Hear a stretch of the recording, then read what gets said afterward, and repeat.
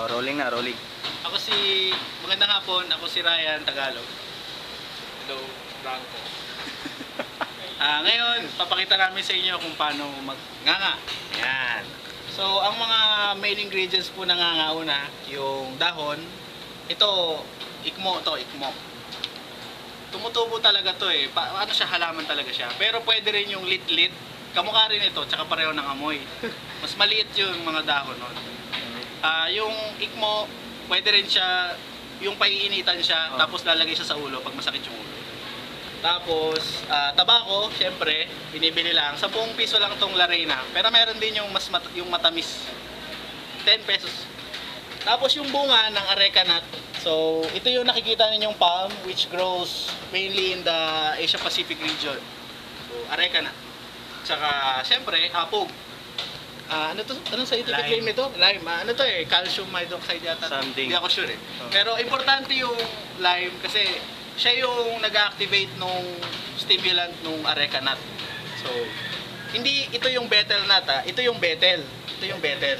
Betel leaf. Ito areca nut. So, di ko alam kung paano tinuro sa'yo yung pagbalot. Basta, basic lang naman siya. Explain ko sa'yo. Sige lang, sige lang. Si Jackie, nag-yosi siya. Nga pala, yung effect ng nga is, ano siya, mild stimulant, para kang nag-yosi or nagkape. Parang ganun yung feeling. Pero, sasabihin sa inyo ng mga naganganga talaga, nakakahilo siya. Medyo nakakahilo siya. Uminit yung leeg ko. Lalo na kung hindi ka sanay. Wala ka naman papabili. Big paper.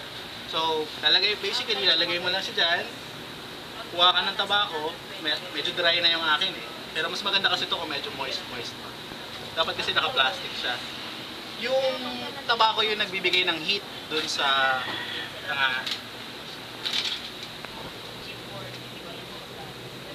tapos apog. Yan, medyo marami yung nalagay. Okay lang yan. Kasi nilapag mo dyan? Ha? Nilapag mo dyan? Oo, okay. Bakit? Sige, okay lang. Okay lang yan kasi Ako nilalapag ko sa plato, sa totoo lang. sa plato.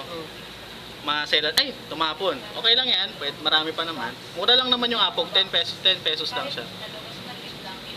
Yung nga pala, yung apog, mas gusto ng iba basa yung apog. Meron silang ibang nilalagay para maging parang paste siya. Sa India nga may luya. Oo, so pagbukas mo, gagananin mo lang, tapos ipapahid mo lang. So ito na siya. Yan na yun.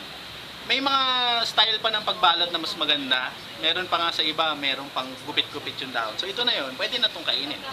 So kakainin ko na ba? Ako na lang. Sige. Sama ako. Tumapo na. O, ayan. Ano lasa? Usually mapait. Mapait. Pero bakit Tas gusto mainit. nila Kasi mainit siya. Tapos, masarap sa bundok kasi mainit sa bibig. Hindi ka giginawin. Tapos, imbes na nag-yosi ka, yan, kasi may tabako siya eh. So, stimulant siya. Ganun lang, that's it. Pusit. Salamat sa ikmo. Pahingig mo, mamaya. Nagkakakulay yung bibig. Magpupula lang yung laway mo. Dapat yung pera namin. Ano kaya problema? Ako naman. Dahil si Jake pa lang yung nagawa. Tama lang yung tabako nilagay ko. Mainit, no?